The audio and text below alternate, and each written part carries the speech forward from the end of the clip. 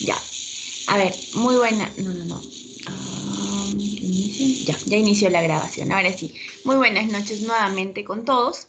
Vamos a dar inicio a esta sesión con la presentación de de la siguiente temática importante en este contexto de remediación de contaminantes. En esta conferencia del tipo TED Talk, lo que vamos a discutir, lo que vamos a escuchar con el equipo que ha preparado esta presentación es acerca de procesos biológicos que van a ser capaces de remediar específicamente o remover contaminantes para la decoloración de efluentes. Vamos a ver si nos presentan alguna decoloración mediada por bacterias, por hongos, por algas, por algún consorcio. En este momento el equipo ha venido a contarnos su historia de éxito, así que vamos a comenzar con ellos. Tienen 18 minutos para esta presentación. Son las 5:12, 5:30 aproximadamente deberíamos culminar con la presentación. Éxitos y adelante. Tienen la palabra, pueden comenzar. ¿Cómo están? Muy buenas tardes a todos. Nosotros estamos muy emocionados de platicarles de un tema que es de interés en diferentes ámbitos, ya sea en el ámbito económico, y social y sobre todo ambiental. Y es un tema que nosotros cuando estábamos en la universidad como ustedes nos encantaba y al mismo tiempo nos generaba muchas inquietudes. Venimos a presentarles nuestra historia de éxito y este trata sobre el tratamiento de los efluentes en nuestra empresa textil con la incorporación de un paquete tecnológico que incluye el proceso de electrooxidación y la biodegradación. Esperamos que este les pueda servir y que puedan investigar mucho más en este rubro.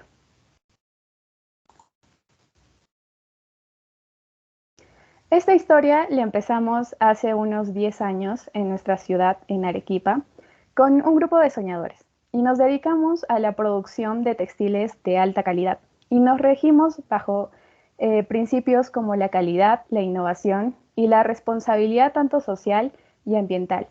Y que nosotros desde un inicio estábamos muy comprometidos con la sociedad y el ambiente. Y es por eso que la emisión de nuestros efluentes, los efluentes de nuestra empresa, teníamos conocimiento de aquellos daños que podría afectar tanto la calidad en la salud de las personas y en el ambiente.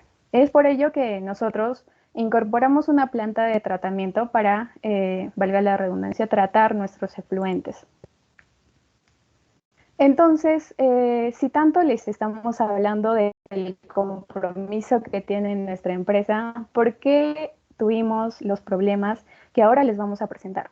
Y nosotros tenemos preciso que los problemas pasan eventualmente y estos pasan para mejorar nuestras situaciones. En nuestro tren de tratamiento nos dimos cuenta que no se lograba remover el porcentaje necesario que necesitábamos en los colorantes azódicos. Y esto nos presentaba un problema en los ámbitos social, económico, en el ámbito legal y en el ámbito ambiental. En lo social, porque la calidad del agua que estábamos emitiendo afectaba la salud de la población que vivía en zonas aledañas. En lo económico, porque si bien nuestro tratamiento lo podíamos solventar, teníamos algunos problemas y aquí viene el tema legal, por multas que por no cumplir los LMPs que se exigían. Y en ambiental, por las deficiencias de nuestro proceso afectaba la protección de nuestros ecosistemas. Y nosotros velamos por los intereses de nuestro hogar común, más no lo dañamos. De modo que empezamos nosotros a buscar soluciones y vimos que la aplicación de este paquete tecnológico sería parte de la solución. Es así que este fue nuestro tren de tratamiento anterior y este consistía en un pretratamiento, un tratamiento primario, un tratamiento secundario y un tratamiento avanzado. En este punto nos vimos en que la incorporación del paquete de electrooxidación y biodegradación en el tratamiento secundario incrementaba la remoción de de los colorantes azóicos. Además que después el agua ya tratada la podíamos reciclar. Y ahora nosotros incorporamos a nuestra empresa esta agua en los servicios higiénicos y de limpieza.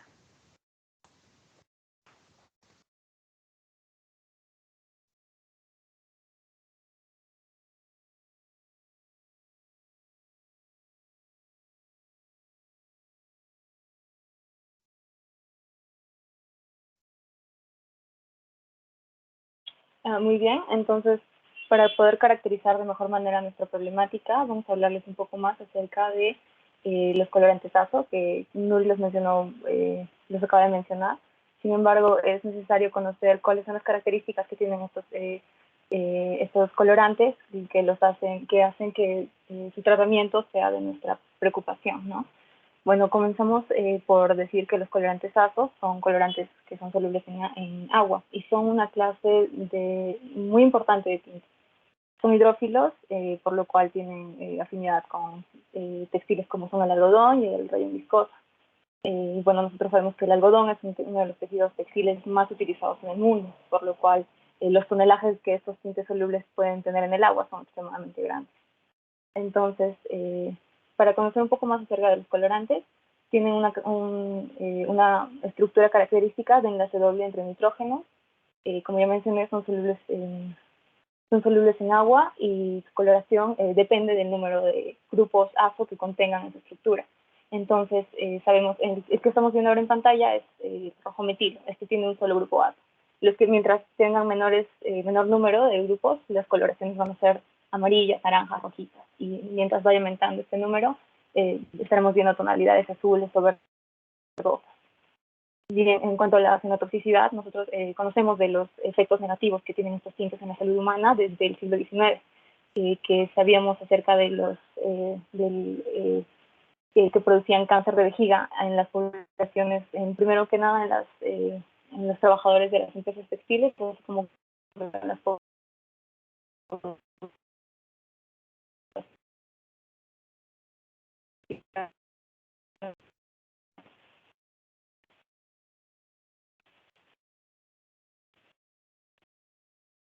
que se veían cercanas a los efluentes generados. Y los procesos de absorción que y están ser metabolizados por la microflora intestinal o la del hígado en nuestro cuerpo por esa oxidación.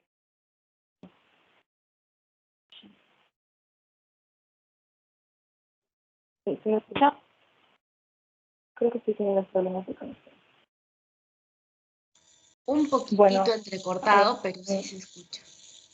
Los procesos químicos, además que no generan lodos y la zona que requieren o el área que requieren tienen una manipulación sencilla, por lo cual podemos ahorrarnos los posibles gastos que generaría la contratación de un personal especializado para su manejo, y no requieren la elevación de temperatura para poder hacer más eficiente la remoción. Bien, los componentes que tienen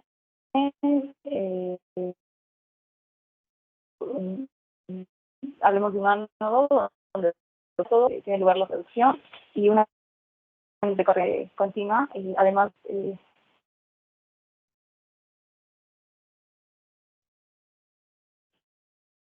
bueno, los claves a la hora de el diseño del reactor, la que posteriormente vamos a mostrarles cuáles fueron. Y en el caso de nuestro malla de titanio cubierta de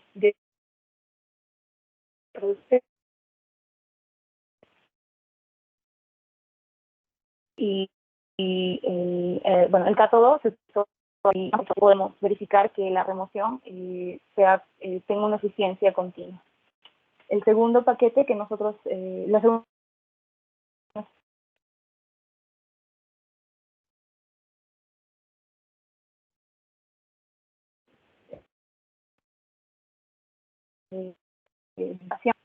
pero de estos 20, cuatro fueron los resaltantes. En este caso, las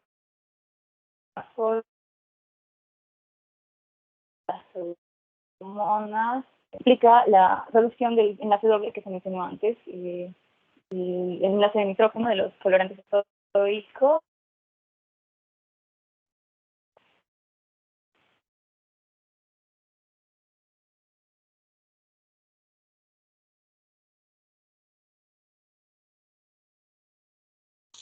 Ahora sí ya no se escucha.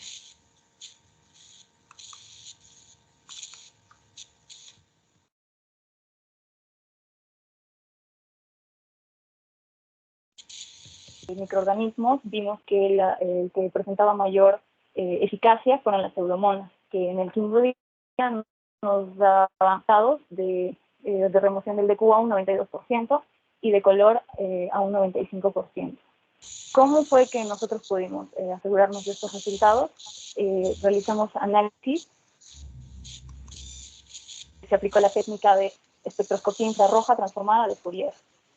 Y el segundo, que fue la técnica de espectroscopía UV. En el primer caso, se tomaron 3 muestras. Una muestra sin tratar, una segunda muestra tan solo con el tratamiento de electrooxidación y la tercera que llevaba nuestro paquete completo. Bueno, en el primer caso vemos que la ruptura de los aromáticos se debe en el segundo valle de cuestión de los gráficos, que las vitaminas secundarias alifáticas y de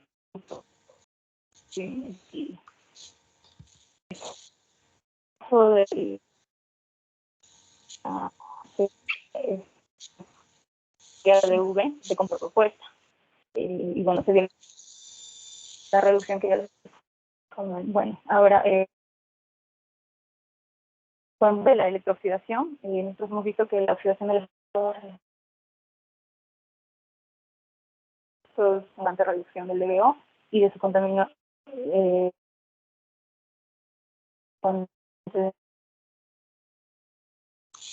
Fátima, la verdad que ahorita ya casi no se entiende esta parte de la presentación porque no se llega a escuchar. No sé si podemos considerado un proceso de oxidación de la materia orgánica, podemos cambiar de red. Inorgánica presente en los efluentes. Sí.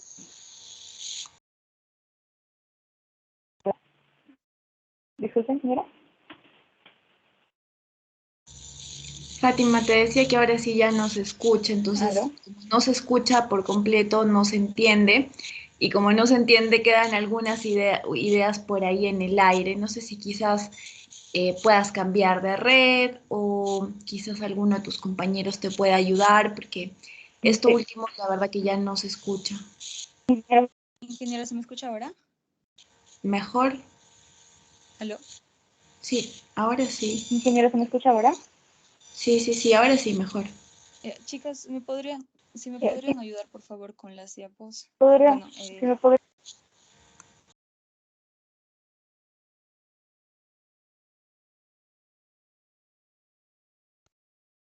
en la parte de aplicación, por favor.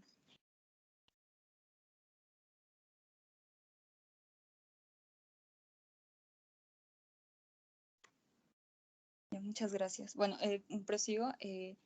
Se hablaba primeramente de un proceso de oxidación de materia orgánica e inorgánica presente en los efluentes industriales por medio de una celda electroquímica. Y bueno, esta se da utilizando la oxidación anódica indirecta o directa. Así es como que los contaminantes recalcitrantes, en este caso los colorantes azoicos, son oxidados por los radicales OH generados in situ. Y finalmente tenemos como eficiencias de la reducción un 95% de eficiencia en remoción de color y un 91% de eficiencia en remoción de polifenoles.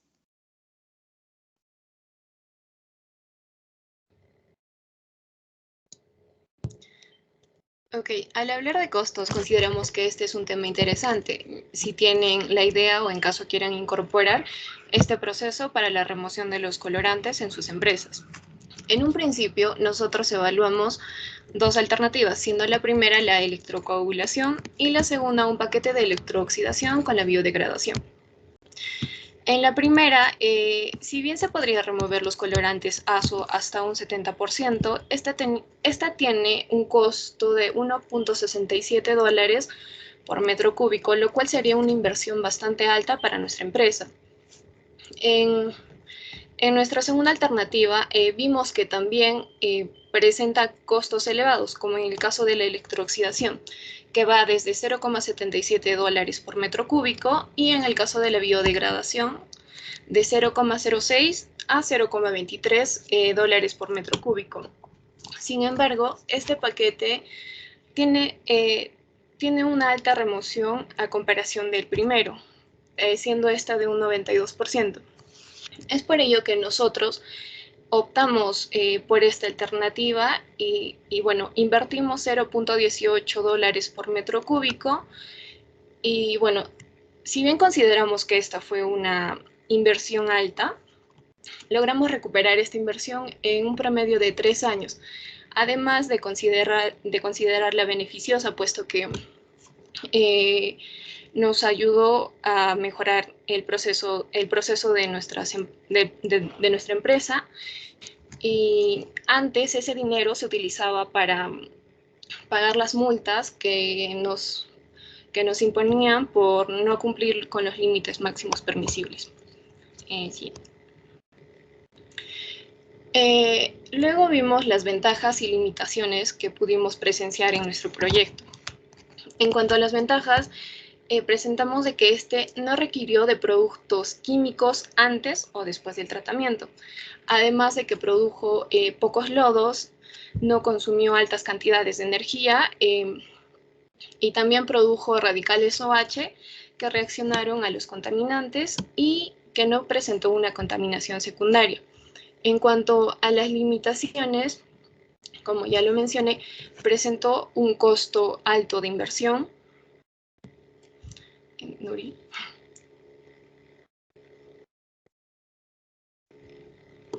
Se generó la formación de una placa de óxido.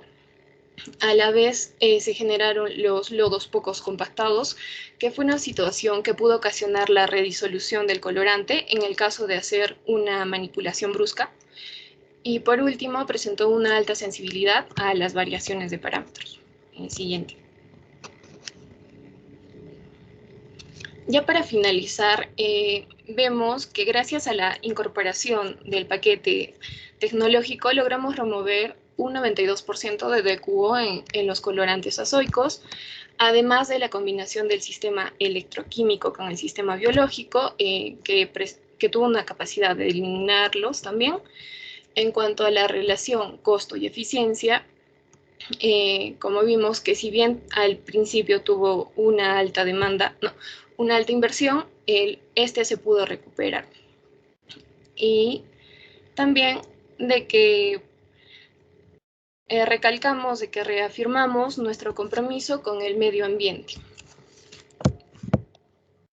Antes de concluir con la presentación, vamos a repetir nuevamente la parte de biodegradación, ya que resulta importante para el aprendizaje de esta sesión.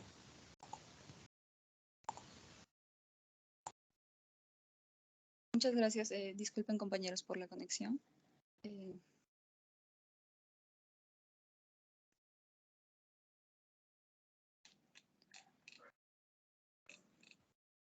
Bueno, a partir de, me dijeron que no se me escuchó a partir de la parte de biodegradación. Aquí se indicaba que tuvimos la necesidad de encontrar microorganismos que sean efectivos para nuestra aplicación y decidimos buscarlos dentro de nuestras aguas residuales, que fue que encontramos 20, pero de estos elegimos 4 resaltantes, que fueron las pseudomonas, los faneroquetos, los bacilos y las tricodermas. Los mecanismos de reducción de los colorantes, bueno, voy a ir rápido, fueron las reacciones enzimáticas, los mediadores redox de bajo peso molecular, la reducción química por reductores biogénicos. Y bueno, estas básicamente con los sistemas enzimáticos degradan la estructura aromática, tanto en condiciones aeróbicas como anóxicas, dada su capacidad de poder metabolizar los compuestos orgánicos. Aquí vemos la tendencia de remoción del color y aquellos que presentaron los mayores porcentajes de eficiencia fueron las pseudomonas, que en el 5º día nos dieron los resultados que se pueden ver en la parte superior, que fueron del 92% de reducción en DQO y 95% en cuanto al color. Estos pudimos analizarlos mediante dos espectroscopías, la primera de infrarroja transformada por Fourier y la segunda de UV. En ambos casos se hicieron 3 muestras, una sin tratar, que fue la muestra C, la segunda con únicamente el tratamiento de electrooxidación y la tercera que incluía nuestro paquete de electrooxidación con el método biológico. Y bueno, en ambos casos vimos resultados positivos. Siguiente, por favor, Noli. Y bueno, en cuanto a la utilidad de electrooxidación, vemos que las aguas residuales se dio una importante reducción del DBO y el contenido de aminos. También vimos que donde se utilizan los electrodos de aluminio para la decoloración y remoción de compuestos fenólicos en aguas residuales que provienen de industrias como la nuestra. Y las aplicaciones, los pasos de nuestra aplicación, bueno, fueron que se da la oxidación de materia orgánica e inorgánica presente en un efluente industrial por medio de una celda electroquímica que utiliza también la oxidación anódica indirecta o directa. Y es así que los contaminantes recalcitrantes, en nuestro caso, que son los colorantes azoicos, son oxidados por los radicales OH in situ. Y bueno, las eficiencias de la reducción fueron de 95% de eficiencia del color y el 91% de eficiencia de remoción de los polifenoles. Por último, ya terminando esta presentación, trabajar en el rubro de la industria textil no siempre quiere decir que sea sinónimo de contaminación, sino que puede ser una oportunidad, y es como la vimos, para generar nuevas propuestas y oportunidades de mejorar nuestros efluentes. Y una frase que siempre nos ha acompañado durante estos 10 años es que perseguimos los resultados, no perseguir dinero. Enseña lo que aprendes, enseña a hacer y enseña a hacer con eso. Muchas gracias.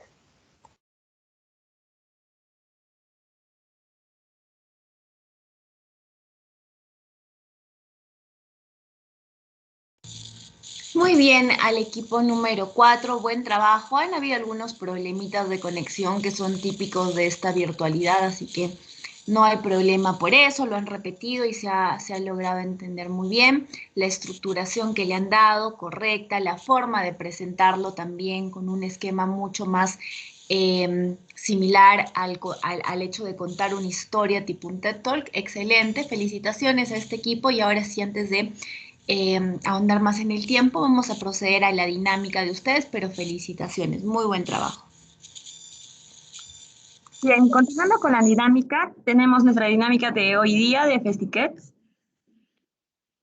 Entre la mecánica del juego trata de que los voluntarios que deseen participar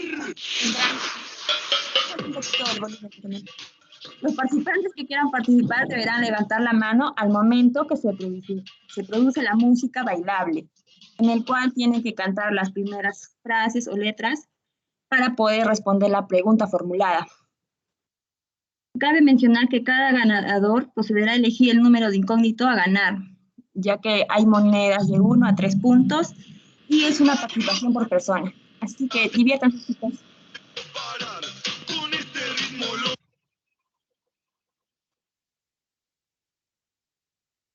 Empezamos.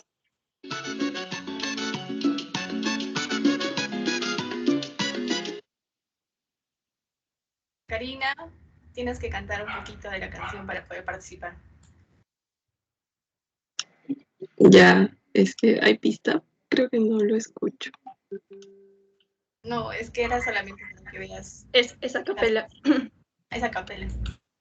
Ya, dice, quisiera cambiar mi corazón por otro que no te esté amando. Quisiera cambiar mi corazón porque el mío me está acabando. Muy Karina, muy bien. Ya que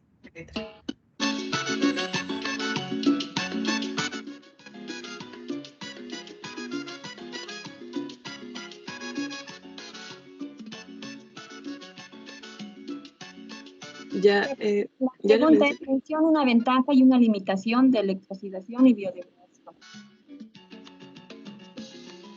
una ventaja sería que no presenta una contaminación secundaria y una limitación si no me equivoco, su alta sensibilidad a variaciones de los parámetros. Porque el mío me está acabando. Quisiera cambiar mi corazón, acabar con este sufrimiento, porque el mío es un caso perdido. Al final de la dinámica puedes elegir qué punto te va a tocar. Gracias. Con la siguiente canción.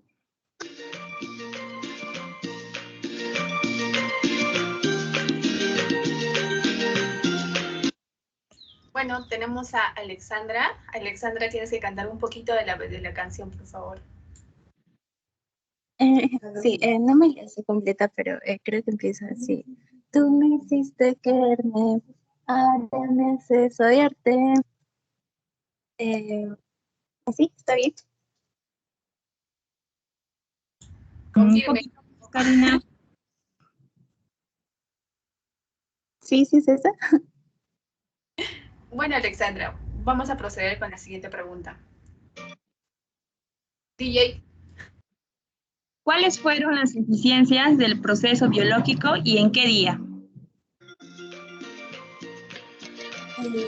Las eficiencias fueron del 91-92%, 95% respecto al color, y si no me equivoco fue en el quinto día. Muy bien. Por favor.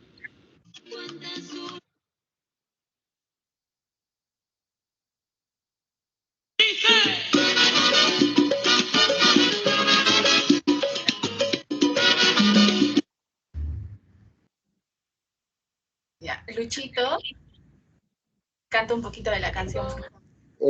Ya, ese es un clásico. Bueno, es de Joe Arroyo. Y es en los años 1600, tin, tin, tin, cuando el tirano mandó, turun, tun, tun, en las calles de Cartagena, tun, tun, tun, aquella historia vivió, turun, tun, tun. Y ahí está. Mueve la cara. A ver, procedemos a formular la pregunta. Menciona 3 de los 4 microorganismos más resaltantes vistos en la selección biológica. Vamos, chicos. 3.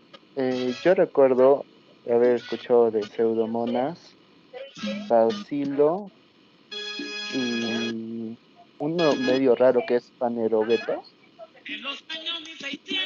Bueno, Luchito, en realidad era Phanerogaster, pero estás en lo correcto. Muy bien. Ahora pasamos a la siguiente pista, DJ. Bajen, chicos.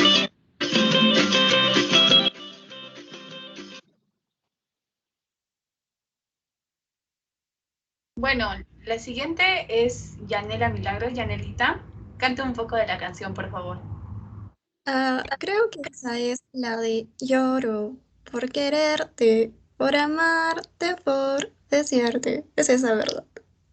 Sí, Yanelita, muy bien. La pregunta es, ¿la tecnología que se adiciona a nuestro tren de tratamiento tiene por función? Incrementar la eficiencia y remover el colorante.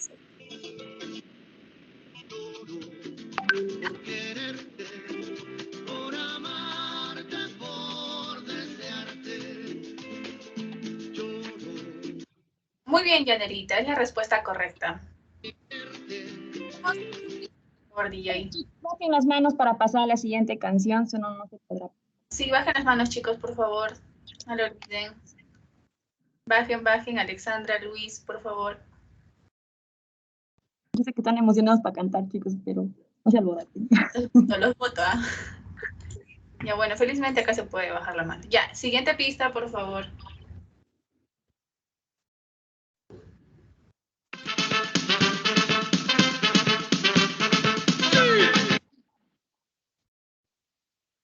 Bueno, en la lista me aparece Yajaira. Vamos, Yajaira.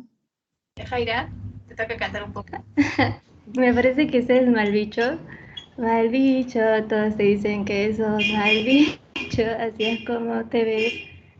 Sí, sí es eso. Muy bien, Yajaira. Bueno, ahora procedemos a formularte la pregunta. Nombra alguna ventaja de los procesos electroquímicos. No se generan lodos secundarios en los procesos electroquímicos. Bravo. Bien, bravo.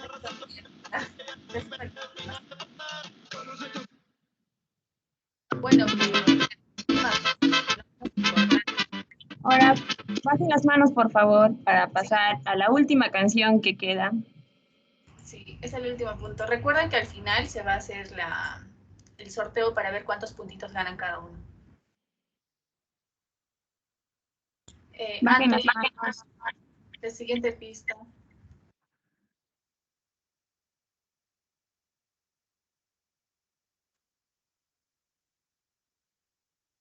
Anton no se escucha.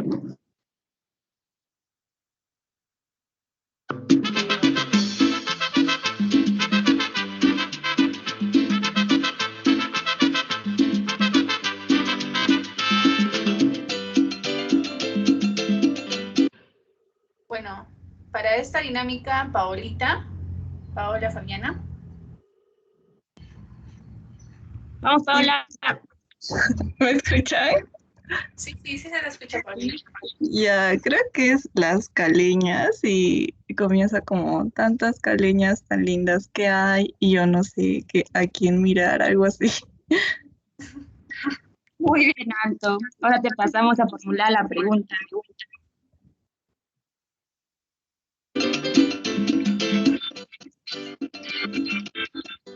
¿Cuáles son las dos técnicas de espectroscopía empleadas en el análisis de resultados? La método infrarroja por Fourier y la espectroscopía de UV, infrarroja y UV.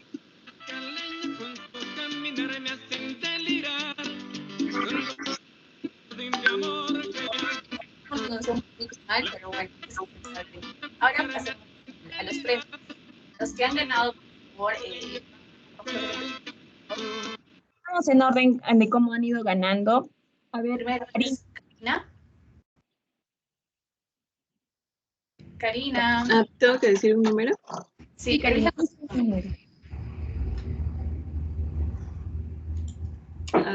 9. Karina, obtuviste un punto. Ahora pasemos con Alexandra.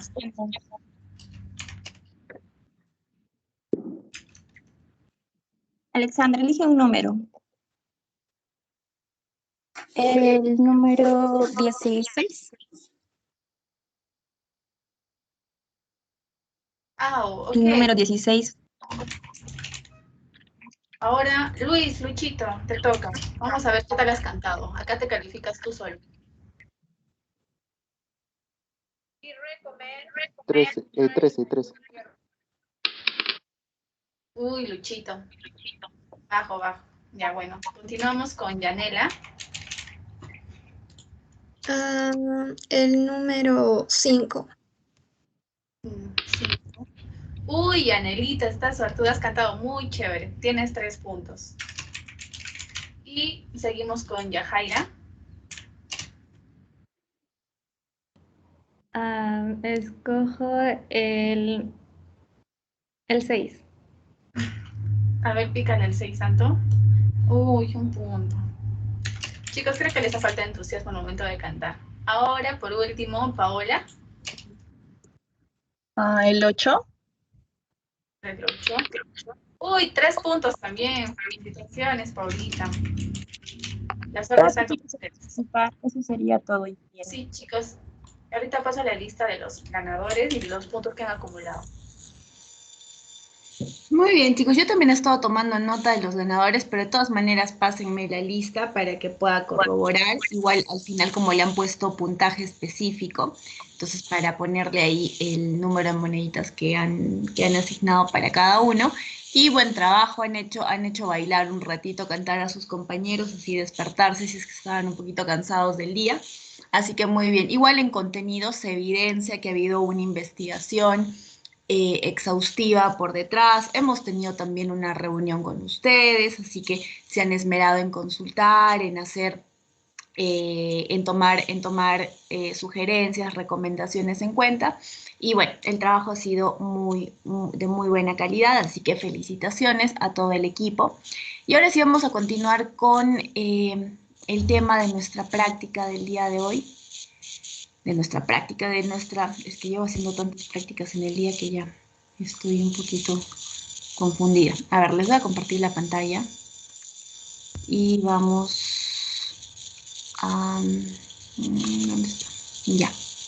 A ver, recuerdan que ya solamente nos faltaba del último tema, perdón, de la cuarta unidad que teníamos que terminar la semana pasada, nos faltaba un poquito el tema de ingeniería genética porque todos los demás ya los habíamos visto y el tema de remediación por otros organismos ya lo habíamos trabajado. Antes de comenzar con el último tema de ingeniería genética, voy a pedir unas 3 intervenciones nada más porque no nos da el tiempo para más, muy breves, así que les pediría que levanten la manito para hacer una intervención en lo que corresponde a cada uno de los tratamientos que han podido encontrar con organismos.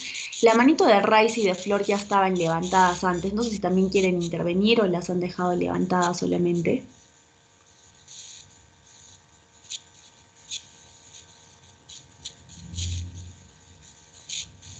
No tengo respuesta de Rice ni de Flor. A ver, Karina, entonces, continuamos contigo, Karina. Un ejemplo, Leonardo otro ejemplo, Ángeles otro ejemplo.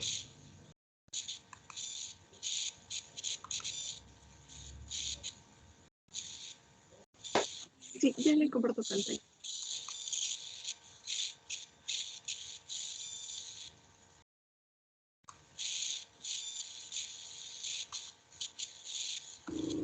Buena ingeniera, buenas tardes con todos.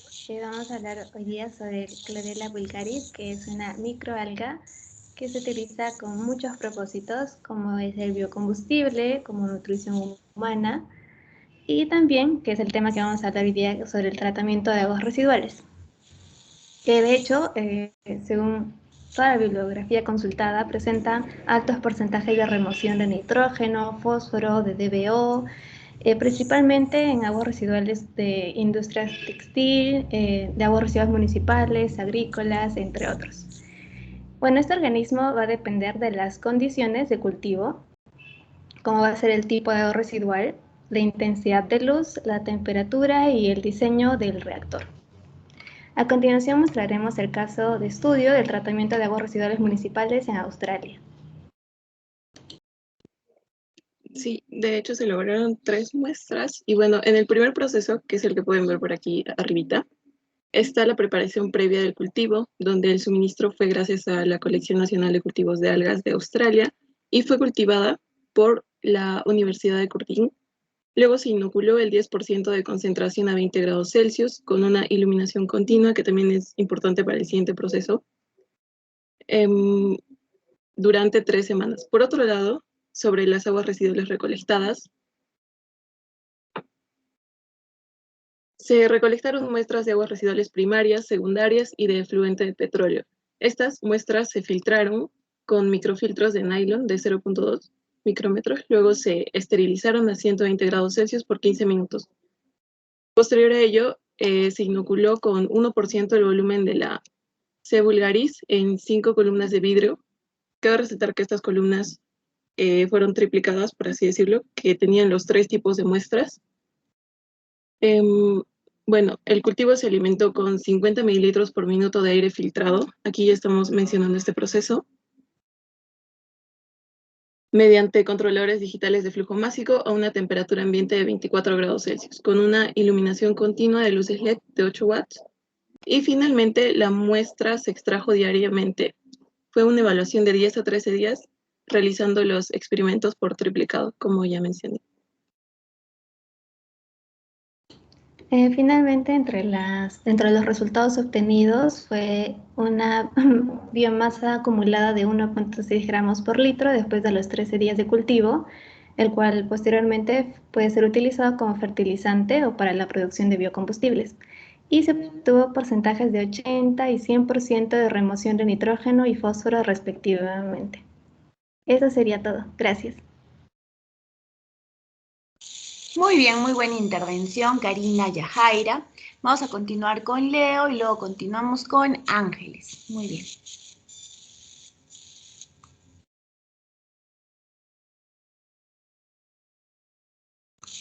Leo, ¿estás ahí? Sí, señora, ¿ya está compartiendo? Ya, muy bien.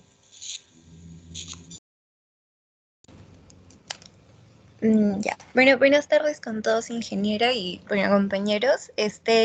Nosotros vamos a presentarle biorremediación con dos diferentes organismos y el primero de ellos son los bivalvos. Entonces, para darles una pequeña introducción de qué más o menos trata, la clase bivalvia son moluscos que pueden dividirse en mejillones, almejas y ostras. Y una de sus características es que estos se encuentran en una gran variedad de ambientes, son regiones que pueden ser de agua dulce, de agua marina, agua salada y en regiones con temperaturas frías o climas tropicales. Bueno, como sabemos, su nombre viene de que estos cuentan con dos válvulas de sus conchas articuladas y por la razón por la que son utilizados en la biorremediación de contaminantes, sobre todo en aguas, es porque estos se alimentan mediante el proceso de filtración bentónica gracias a las branquias que se encuentran en su superficie. Y estas son, bueno, estos son capaces de filtrar y acumular partículas del agua que se pueden encontrar disueltas o suspendidas.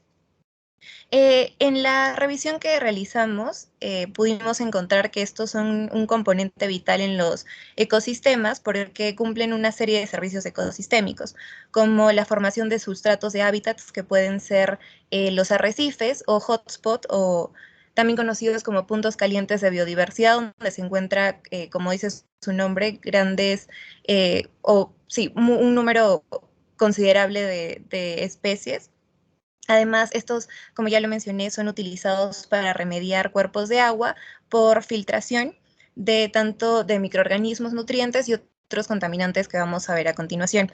Además, estos cumplen un papel importante ya que pueden regular la población de otras especies mediante el control de la disponibilidad de nutrientes en el medio. Bueno, el proceso importante que pudimos identificar con el principal que realizan la remediación es la filtración, también o para este caso denominada como biofiltración, que se encuentra relacionada con la capacidad del mismo organismo para poder almacenar, degradar, captar los contaminantes, que pueden ser tanto naturales como sintéticos, que se encuentran en el medio de agua, en el cuerpo de agua. Bueno, también mencionaba que estos cumplen una importante función ya que logran un equilibrio dinámico entre el ambiente externo y el interno y regulan los procesos ya mencionados. Para hablar un poco acerca de las ventajas y las limitaciones de estos organismos, podemos ver que estos cuentan con una alta eficiencia en lo que corresponde a la limpieza y el aclaramiento de cuerpos de agua, sobre todo de aguas residuales, y tienen una gran eficiencia en remover herbicidas, cargas bacterianas, materia orgánica, metales pesados, productos farmacéuticos e incluso los hidrocarburos aromáticos policíclicos. También mencionan que tienen una alta tolerancia a bioacumular estos contaminantes, pero después veremos que también podría ser una desventaja. También cuentan con una alta densidad poblacional, y también con una gran flexibilidad ecológica, que es lo que permite que la remoción de estos contaminantes sea efectiva en ellos. Otro dato importante que podríamos mencionar es que ellos, los bivalvos tienen la capacidad de reciclar nutrientes, de mezclar sedimentos y son utilizados a modo de bioindicadores y en los biomonitoreos de calidad de agua. Y antes de pasar a los casos de estudio, vamos a revisar brevemente las limitaciones. Y bueno, entre ellas podemos encontrar que algunas especies pueden, o mejor dicho, necesitan de ciertas condiciones específicas para poder desarrollarse y realizar el proceso de biorremediación de forma adecuada, porque de caso contrario podían llegar a estresarse, incluso suprimir el sistema inmunológico. dependiendo claramente de la especie con la que estemos tratando. Incluso unos factores ambientales que pueden ocasionar esto son las fluctuaciones de temperatura constantes y los niveles cambiantes de salinidad. Además, y este es el punto importante, es que estos pueden actuar si no se toma medidas adecuadas en todo este tema del tratamiento. Pueden ser vehículos de estos contaminantes que acumulan y, como sabemos, estos también son una fuente de alimentación, por lo que originarían enfermedades graves en los seres humanos y también pueden servir como vehículos para patógenos de peces. Además, como veremos a continuación, hay algunas especies que utilizan, pero estas se caracterizan por ser exóticas o por ser invasoras. Entonces, por esta razón es que debe haber un monitoreo constante, ya que estas podrían impactar el ecosistema de manera negativa, desplazando a las especies nativas que se encuentran allí. Ya, bueno. Y como caso ejemplificador tenemos dos casos de estudios en los cuales en uno se emplearon a una almeja asiática y en el otro mejillones. En primer lugar tenemos el de la almeja asiática o Corbicula fluminea, en la que debemos rescatar primeramente que es una especie invasora o exótica, ya que para utilizar este organismo a modo de remediación se tiene que tener un especial cuidado, ya que si ésta lograse reproducirse o no se maneja de manera adecuada, puede competir con las especies ahí, desplazarlas e incluso ponerla o comprometer su estabilidad ahí. Entonces tenemos que este es un filtro alimentador activo que presenta una alta capacidad de filtración gracias a que puede acumular contaminantes en cantidades significativas en los tejidos que presenta en el interior y en sus conchas.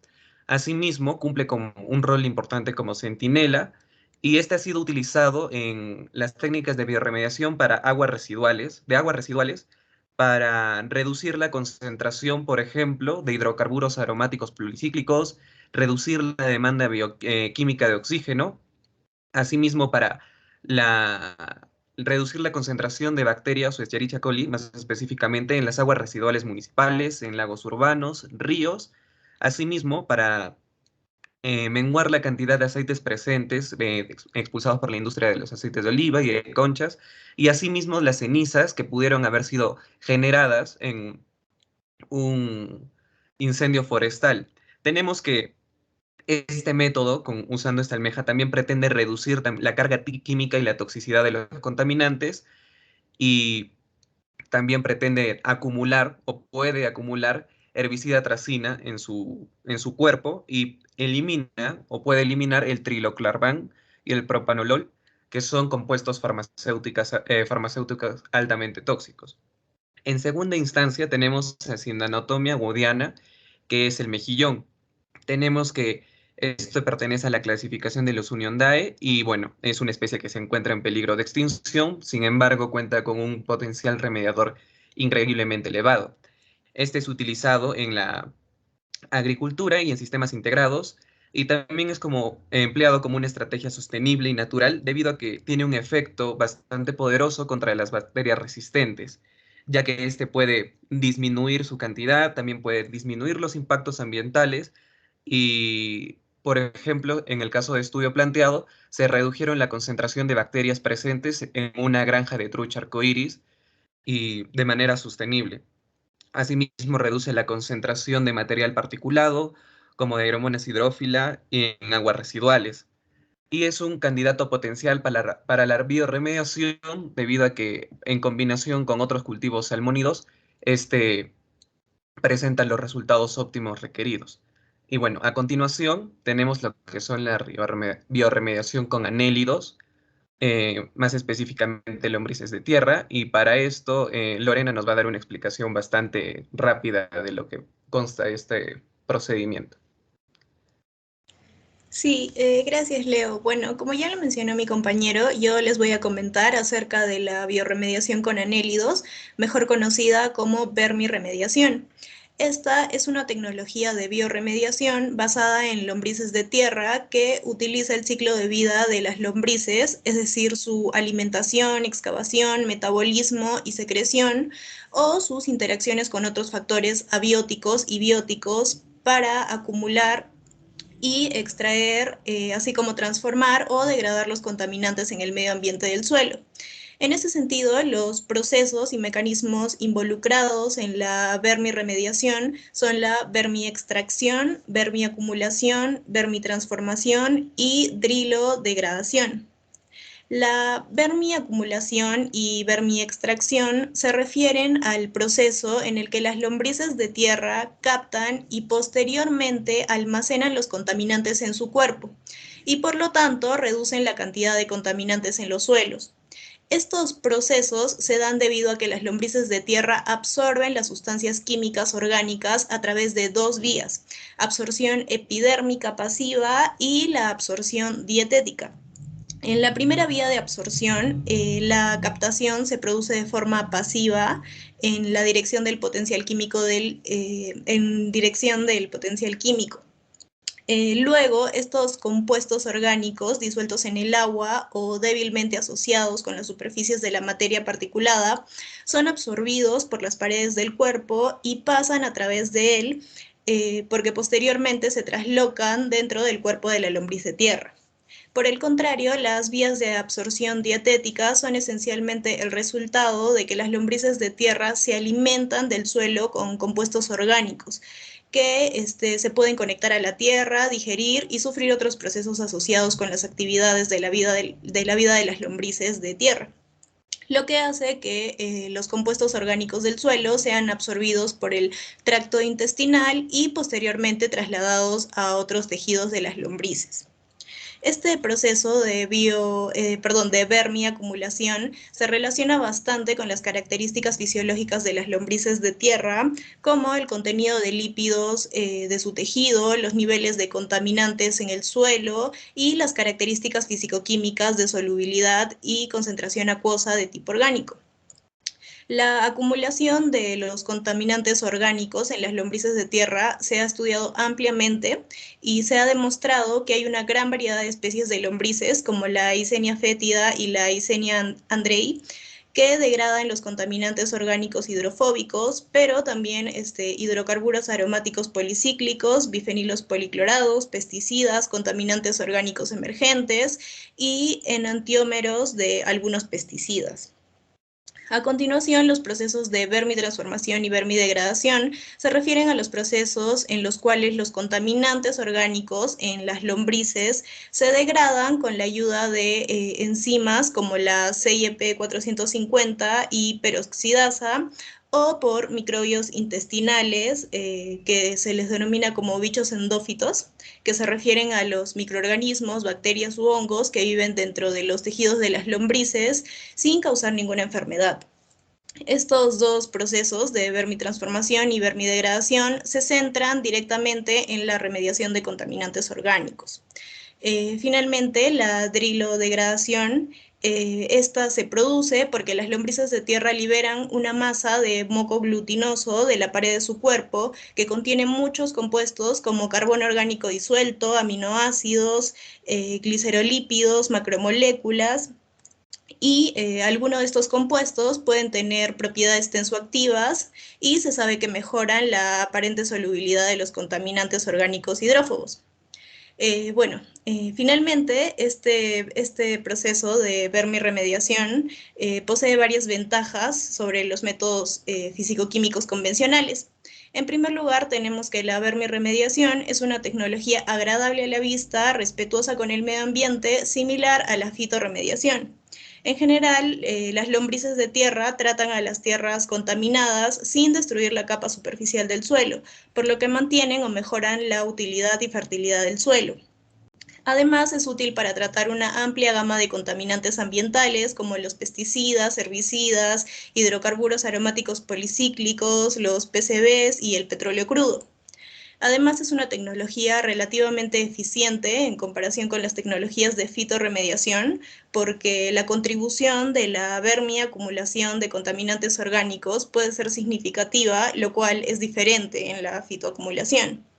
Y otro beneficio es que la vermirremediación puede mejorar la calidad del suelo al mejorar la materia orgánica, las concentraciones de los nutrientes y la actividad biológica. Y a pesar de ello, la técnica de vermirremediación también tiene algunas limitaciones. que son, que bueno, no solo es aplicable, solamente se puede aplicar en suelos leve o moderadamente contaminados que permiten la supervivencia de las lombrices.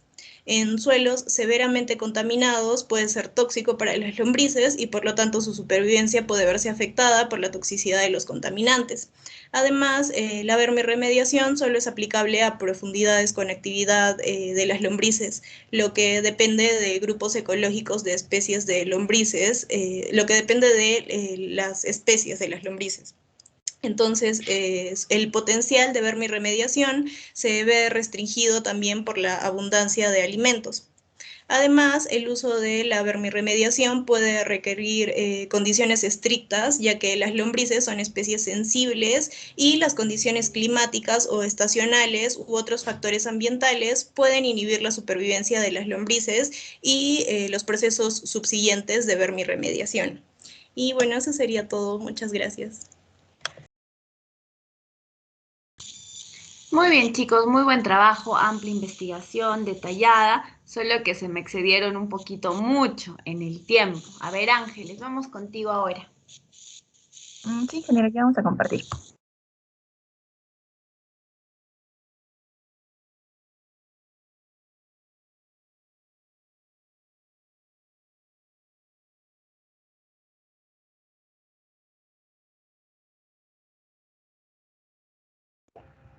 Buenas tardes, ingeniero y compañeros.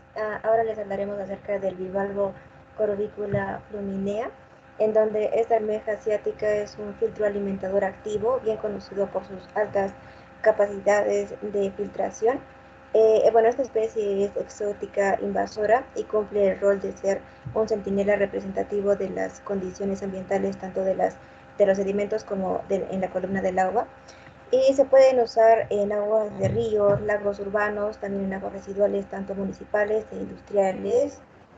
Y entre sus características se tiene que soportan altos niveles de concentración relevantes y pueden acumularlos de manera significativa en sus tejidos y conchas, y teniendo así que las capacidades de filtración de estos bivalvos y su alta tolerancia a diferentes condiciones ambientales y también contaminantes contribuyen el hecho de que esta es una gran oportunidad para el desarrollo de soluciones adecuadas de bajo costo para el tratamiento de aguas. Bien, en las condiciones del caso de estudio, pues las muestras de aguas residuales fueron proporcionadas por una asociación regional de productores de aceite de oliva del norte de Portugal.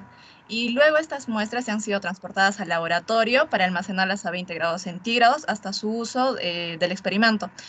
Todas las muestras se filtraron a través de un tamiz de diámetro de 1 milímetro, pues para eliminar los sólidos más grandes.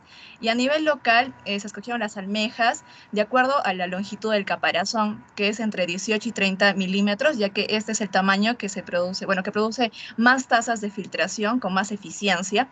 Los individuos también fueron transportados al laboratorio en agua local y se mantuvieron durante un periodo de cuarentena de 2 semanas.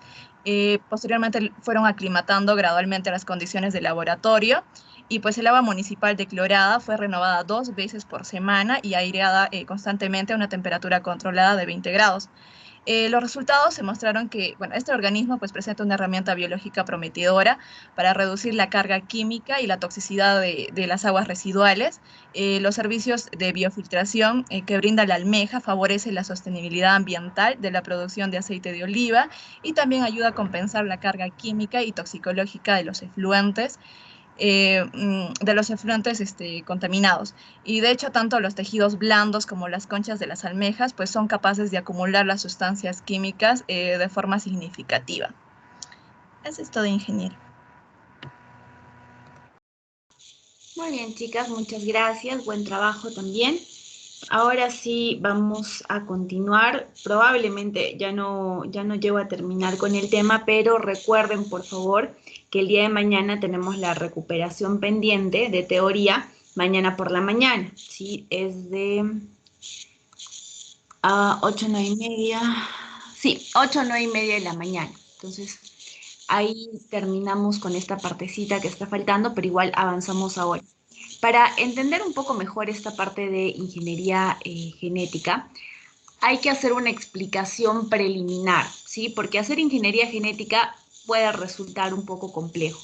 Entonces, para hablar un poco más de este tema de ingeniería genética, les voy a mostrar una presentación que hice para el curso de biotecnología ambiental en algún momento, pero que me va a servir para introducirles un poquito el tema de las tecnologías moleculares y cómo podemos utilizar, por ejemplo, algo que van a leer usualmente cuando vean modificación genética de especies para darles alguna función. Van a ver, se utilizó tecnología del DNA recombinante.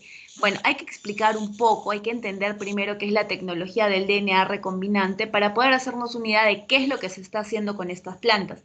No voy a dar el mega detalle, ¿no? Punto por punto de cómo se hace esto, pero sí por lo menos en términos generales para que puedan entender un poco de qué se tratan estas tecnologías moleculares y cómo se pueden hacer estos cambios, estas modificaciones en los organismos para conferirle propiedades específicas que a nosotros nos interesa insertarle para que luego pueda, por ejemplo, remover determinados contaminantes o los pueda metabolizar. Si son inorgánicos, sabemos que los tenemos que remover, ¿no? Ya no los podemos descomponer ni hacerles nada, entonces los tenemos que quitar. Si son orgánicos, sí los podemos degradar, los podemos descomponer en condiciones o en formas menos tóxicas o dañinas.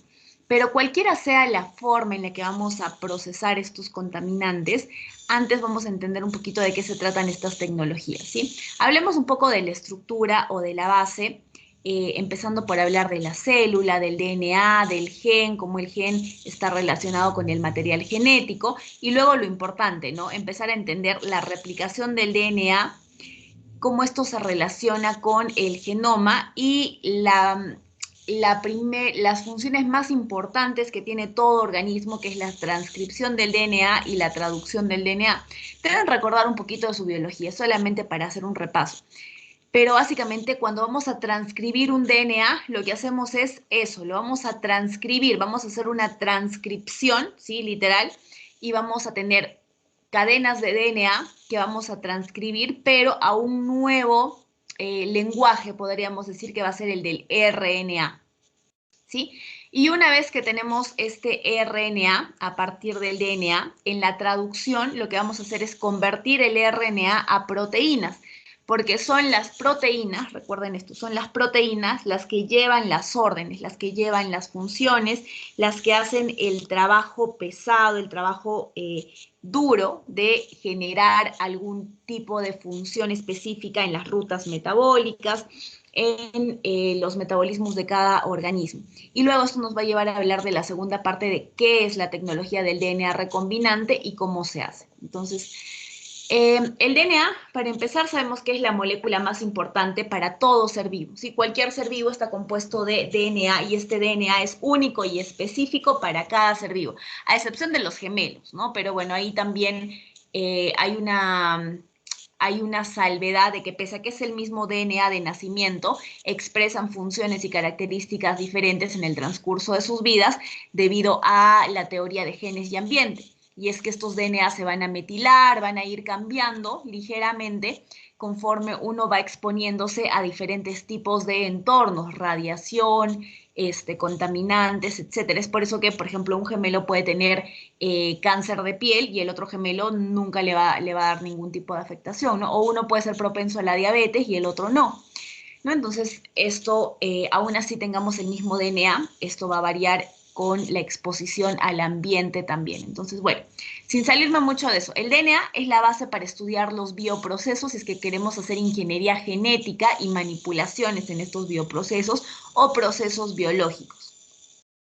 Ahora, recordando que la célula es importante estudiarla porque esta es la unidad básica para la vida. Cualquier organismo vivo está compuesto de células, así sea una sola célula o sean muchas células, porque es la unidad estructural y funcional de cualquier forma de vida.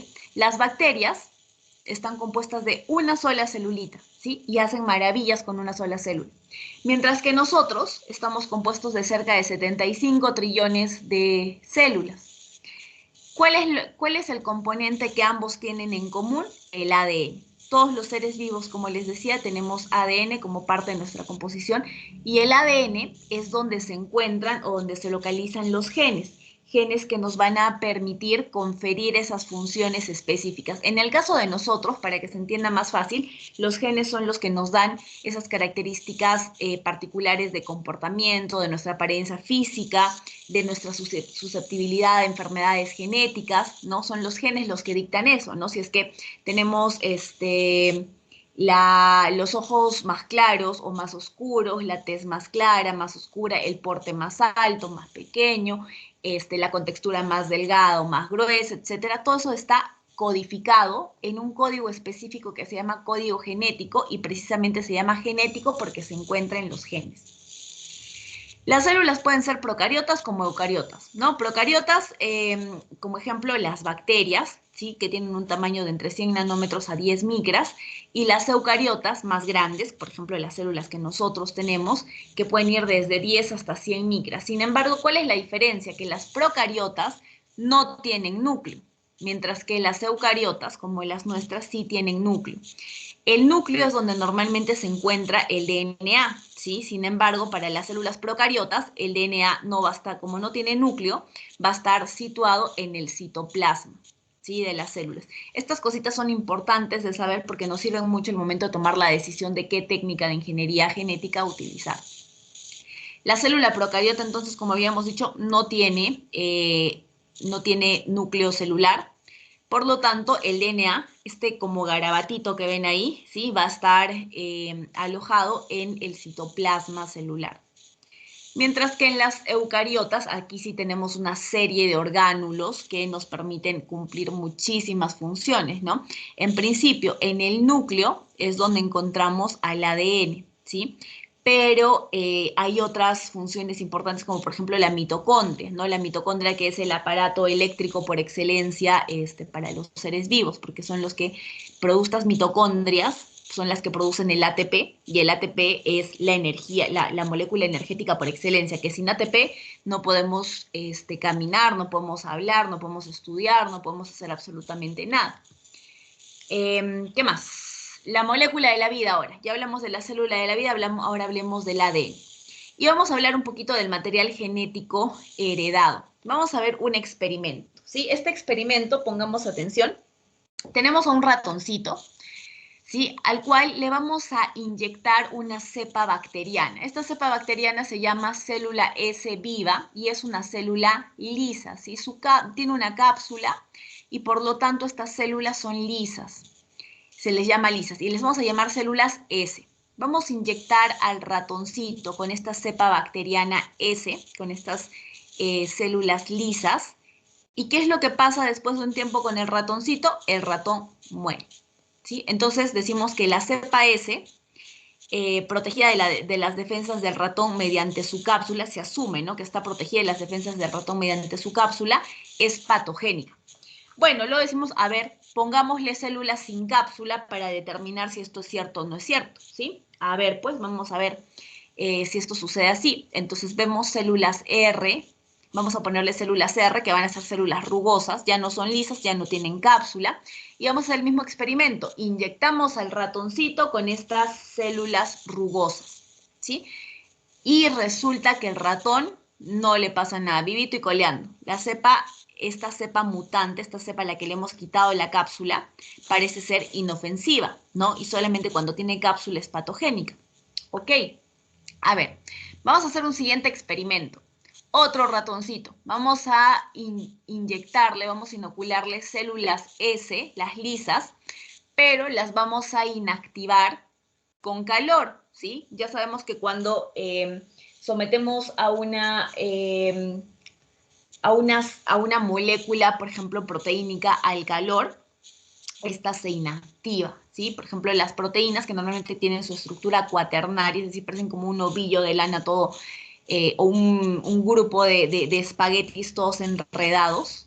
Ya, esa estructura cuaternaria de la proteína, cuando la sometemos al calor, se desnaturaliza, es decir, adopta una estructura primaria. Es como que se desenreda y se hace como una lisita nada más. Lo mismo le sucede al ADN, ¿no? El ADN lo sometemos al calor y este se inactiva. Entonces, sometemos estas células S, estas células S, que en teoría las estamos inactivando, ¿no?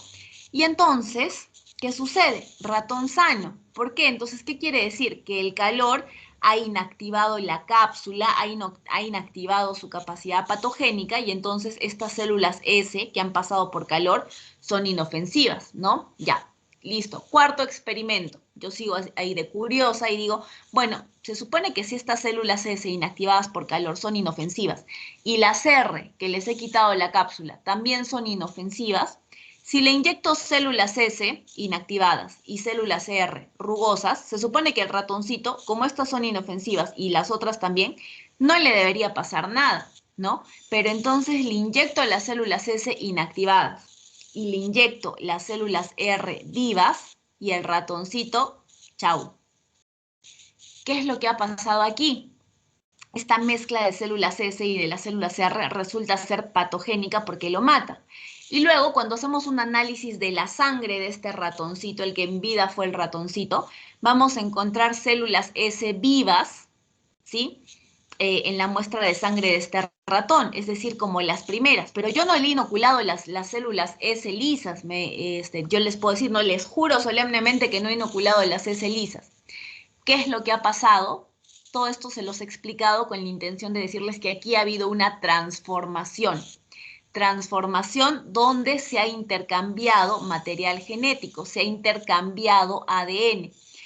Aquí las células S inactivadas por calor le han donado cápsula mediante precisamente el gen que le confiere la función de proveer cápsula al ADN de las células R, y es por eso que encontramos por recombinación, esto se llama recombinación, ¿no? Y el mismo nombre nos dice, ¿no? Están combinando material genético, es lo que sucede cuando papá y mamá van a tener a un bebé, ¿no? Papá da la mitad del código genético, la mitad de los cromosomas, ¿no? De este bebé, y mamá va a dar la otra mitad, ¿no? Entonces van a combinar sus materiales genéticos, van a combinar su ADN. Entonces lo mismo ha sucedido aquí. Se han recombinado y esta recombinación del ADN, esta mezcla de ADNs es precisamente lo que hacemos cuando hacemos ingeniería genética, ¿sí? Entonces, este es el ejemplo del ratoncito. Ahora, recordemos un poquito la estructura del ADN, ¿no? El ADN tiene nuestro azúcar, que para el caso del ADN es una desoxirribosa, ¿no? Para el RNA es una ribosa, por eso es que este es DNA por la desoxirribosa, y el RNA es RNA por la ribosa. Esa es la variación, ¿no? Que el ADN tiene este azúcar que es una desoxirribosa. Un oxígeno es la diferencia. Ya, entonces, como podemos observar, tiene, además del azúcar, una base nitrogenada y un grupito fosfato que luego nos va a permitir hacer el enlace. Esta base nitrogenada puede ser de la naturaleza de las purinas o de las pirimirinas, ¿sí? Las purinas son adenina y guanina y las pirimirinas son citosina, timina, y en el caso del RNA no existe timina, la timina se reemplaza por uracilo, ¿sí? Y estas se emparejan, siempre van a ir en pares, nunca bailan solitas, siempre bailan juntas. ¿Y con quién bailan? Adenina solo quiere bailar con timina y guanina solo quiere bailar con citosina, ¿sí? Ese es su match, esa es su pareja de siempre. Ahora, si es que estuviéramos hablando de RNA, la complementaria de la adenina, como se fue la timina, bueno, pues entra el uracilo en reemplazo, ¿sí? Esa es la combinación que hay en la estructura del ADN. Esto fue descubierto el ADN por Watson y Crick, aunque dicen las malas fuentes que fueron Rosalind Franklin y Maurice Wilkins los que lo descubrieron primero y luego esto fue una copia, pero bueno, vayan ustedes a saber cuál de las historias es cierta. Aquí en el ADN tenemos la estructura que habíamos dicho, ¿no? De nuestros nucleótidos. Recuerdan aquí la estructura del nucleótido que teníamos el azúcar, la base nitrogenada y el grupo fosfato. Ya. Entonces, aquí vamos a ver el azúcar, ¿sí? Vamos a ver la base nitrogenada, aquí tenemos una timina, y el fosfato, el grupo fosfato. Entonces, ¿quiénes se unen? Se unen precisamente las bases nitrogenadas, ya les había dicho, ¿no? Adenina solo baila con timina y guanina solamente va a bailar con citosina, es decir, se une una purina con una pirimirina. ¿Cómo se unen? Mediante puentes de hidrógeno. Esa es la forma en la que se unen, con un puentecito de hidrógeno.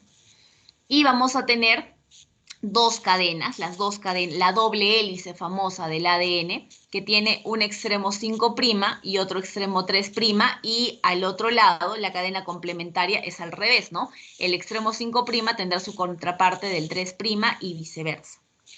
Entonces, así es como tenemos el ADN de doble hélice, ¿sí? Ahora, hablemos del gen. El gen es la unidad básica de la herencia. La herencia ya sea en bacterias, en hongos, en microalgas, en plantas, en animales, en nosotros, en virus incluso, ¿sí? El gen es la unidad básica de la herencia. Y el gen está insertado, está inmerso, compone el ADN, ¿sí? ¿Qué es el gen? Es una secuencia de varios nucleótidos. Hemos visto que el ADN tiene varios nucleótidos, ¿no es cierto? Bueno, es una secuencia de nucleótidos que le da a las células las instrucciones. El gen es el que manda, es el que dice, aquí se hace esto, y la célula obedece y hace eso, ¿sí? Entonces, es el que le da a la célula las instrucciones para la síntesis de una proteína específica o un tipo particular de RNA, que es el que va a desempeñar una función en particular. Un gen normalmente tiene entre 1000 a 4000 nucleótidos, ¿sí? O sea, de estos que habíamos visto aquí, nuestro grupito fosfato, la base nitrogenada y el azuquitar, el nucleótido. Bueno, un gen tiene aproximadamente entre 1000 a 4000 nucleótidos. Y esos 1000 a 4000 nucleótidos van a influenciar todas las características que tenga una especie, ¿no? Ya les había puesto el ejemplo en nosotros, ¿no? Nuestras habilidades cognitivas, nuestra facilidad, por ejemplo, para dibujar o para pintar, o en el caso de algunos de ustedes para cantar, ¿no? O para bailar, o nuestros ojos. Bueno, hay conductas que también son aprendidas, ¿no? El color de los ojos, el color de la piel, etc. Y estos genes, que como les digo, están inmersos en el ADN, nuestro ADN de doble cadena, nuestro ADN de doble hélice. ¿Qué es lo que sucede con los genes? Bueno, están en el ADN, pero ¿y esto finalmente cómo es que se ordena? ¿Dónde está? ¿Qué es lo que sucede? En nosotros, por ejemplo, en los seres humanos, lo que sucede con el ADN es que este se va a enrollar alrededor de unas proteínas que se llaman histonas. Se hacen como estos nuditos, estas bolitas se van enrollando, el ADN se va enrollando alrededor de estas, y forma los nucleosomas. Y este enmarañado de nucleosomas va a formar lo que conocemos como el cromosoma. El cromosoma, que tiene su centrómero y tiene los brazos P y brazos Q, y en el extremo tenemos el telómero. Así solo como dato curioso, ¿sabían ustedes que en los telómeros es donde se encuentra, así como los alquimistas hablan de la fuente eterna de la vida? Bueno, hay la teoría también de los telómeros, porque conforme las personas van o vamos envejeciendo, los telómeros se acortan. Entonces muchos han empezado a estudiar precisamente el telómero como fuente de, una fuente adicional de, ¿cómo les puedo decir?, de comprarnos vida adicional, ¿sí?, por decirlo de alguna manera. Como precisamente en la telomerasa. Ya saben que la enzima, todos estos que terminan en asa son enzimas, ¿no? La telomerasa va descomponiendo, va reduciendo al telómero. Entonces la idea es un poquito como telomerasa, no tan rápido, ¿no? Y esto se puede hacer de diferentes maneras. Y bueno, esto ya solamente para mostrarles, no tiene nada que ver con esto, ¿no? Esto es referencial. El cariotipo que tenemos nosotros es los diferentes tipos de cromosomas. Tenemos 23 pares de cromosomas, pero en el último par, en el par 23, tenemos el cromosoma X y el cromosoma Y, que dependiendo de si es que son mujeres o varones, esto va a variar. El cromosoma 23 es el que varía. Bueno, vamos a lo interesante, la replicación del DNA. Las células, cuando se replican, van a replicar también su DNA, van a hacer copias del DNA, ¿sí? Entonces, podemos hacerlo esto por mitosis o por meiosis, ¿sí? La diferencia es que en la mitosis reproducimos a dos, ¿sí? Vamos a tener dos células hijas, dos células idénticas, y la meiosis vamos a tener 4 células hijas o 4 células idénticas. Ahora, cuando se reproducen estas células, a ver, díganme qué hora es, porque ya me estoy pasando. Ya, lo último, ya antes de que se me vaya. Tenemos para la replicación, porque con esto vamos a empezar la siguiente, para la replicación tenemos nuestra cadena parental, ¿sí? Es decir, la cadena molde, le vamos a decir, va a ser la parental. El DNA parental va a ser el molde a partir del que vamos a construir o replicar, es decir, hacer una copia exacta, ¿sí? Vamos a clonar nuestro DNA. Entonces, tenemos la cadena parental, que es este ladito, la vamos a abrir, ¿sí? La vamos a abrir y vamos a empezar a pegar nucleótidos. Ya les había dicho, ¿no? Adenina baila con timina, citosina baila con guanina. Guanina solo escoge a citosina y así sucesivamente vamos pegándole los nuevos nucleótidos hasta obtener estas nuevas cadenas hijas que son exactamente iguales a los parentales, exactamente iguales al molde, ¿no? Entonces tenemos dos moléculas idénticas de DNA que luego las vamos a denominar cadenas hijas, que son las de la nueva síntesis. ¿Cómo se hace esto? El día de mañana les explico cómo se da esta replicación, cuál es el mecanismo metabólico, y esto nos va a llevar a hablar un poquito sobre el flujo de información genética. Esto es lo súper interesante porque les voy a enseñar a leer el código genético, ¿sí? Esto es un poco para que puedan aprender este tema de ingeniería genética, porque se repite un poco a lo largo de las diferentes unidades, y para no quedar con algunas ideas en el aire, es por eso que estoy tomando un poquito de tiempo antes para explicarles la base, y luego ya va a ser más sencillo entender, cómo hacen esta modificación genética para mejorar cada uno de estos procesos, estos bioprocesos. Sí, pero básicamente una vez que replicamos el ADN, obtenemos muchas copias del ADN, lo vamos a transcribir. Habíamos dicho que transcribir es ponerlo en términos de RNA, específicamente RNA mensajero. ¿Y por qué se llama mensajero? Porque va a llevar un mensaje que cuando se traduzca este mensaje, la traducción es la conversión a proteína. Y esta proteína es la que lleva la orden, lleva la función y le va a decir, secuestra plomo, remueve cadmio, descompone hidrocarburos de petróleo, degrada pesticidas, degrada bifenilos policlorados, etc.